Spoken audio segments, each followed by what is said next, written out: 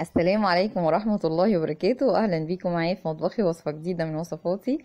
معاكم شيماء عزب، وإن شاء الله النهاردة من مطبخي هنعمل وصفة حلوة جدا للناس اللي عاملة دايت.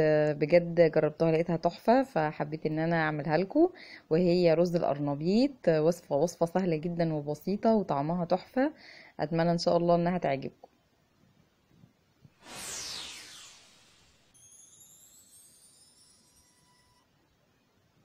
اول حاجه معايا للمكونات كوبايتين من القرنبيط، بفرمهم في الكبه.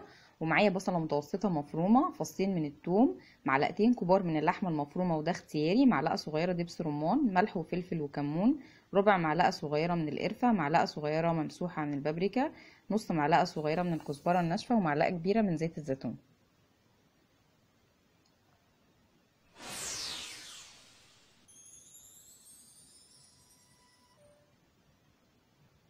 اول حاجه زي ما قلت لكم القرنبيط بفرمه في الكبه.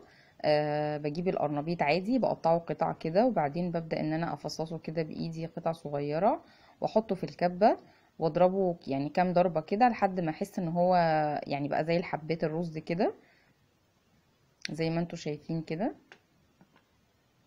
هضرب بقى شويه شويه، وبعدين بعد ما اضربهم كويس وياخدوا الشكل المظبوط، هبدا بقى اكمل الوصفه بتاعتي. اهو ده شكل القرنبيط بعد ما ضربته. شكله بيبقى عامل زي كأنه رز بالظبط. شكله يخدع جدا يعني، وكمان طعمه حلو قوي، يعني الولاد عجبهم جدا. بس جبت بقى معلقة من زيت الزيتون، حطيتها في الطاسة، وبعدين حطيت عليها البصلة المفرومة، وهبدأ اشوح البصلة شوية. وبعد كده نزلت عليها بفصين الثوم المفرومين، وهشوح برضو شوية، مش هشوح كتير.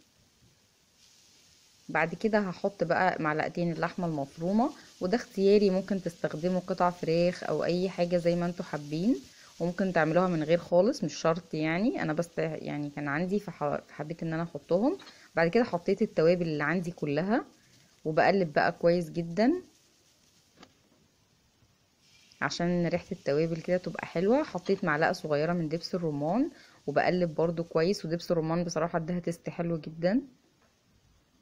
بعد كده بقى هنزل بالقرنبيط اللي انا يعني فرمته في الكبة ده، هنزل بيه كده شوية شوية، وهبدأ هقلب بقى كويس لحد ما الخليط يتجانس معايا يعني تماما، واحس بقى ان ايه كله كده اختلطوا بقى حاجة واحدة.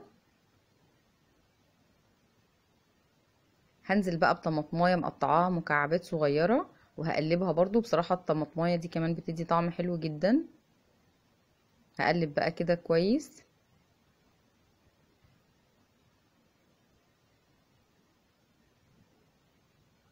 بس كده تمام. بسيبه بقى شوية على النار لحد ما يتشوح كده، واحس ان هو بينزل شوية مية، لحد ما يتشوح شوية كده. ممكن اغطيه شوية لحد ما يبقى طعمه زي الرز. ده شكله النهائي. اتمنى ان شاء الله ان الوصفة تكون عجبتكم. ما تنسوش بقى تعملوا لايك وشير، وكمان ما تنسوش تشتركوا في القناة لو مش مشتركين فيها، وتفعلوا الجرس عشان يوصلكم كل جديد. والف هنا، والسلام عليكم ورحمة الله وبركاته.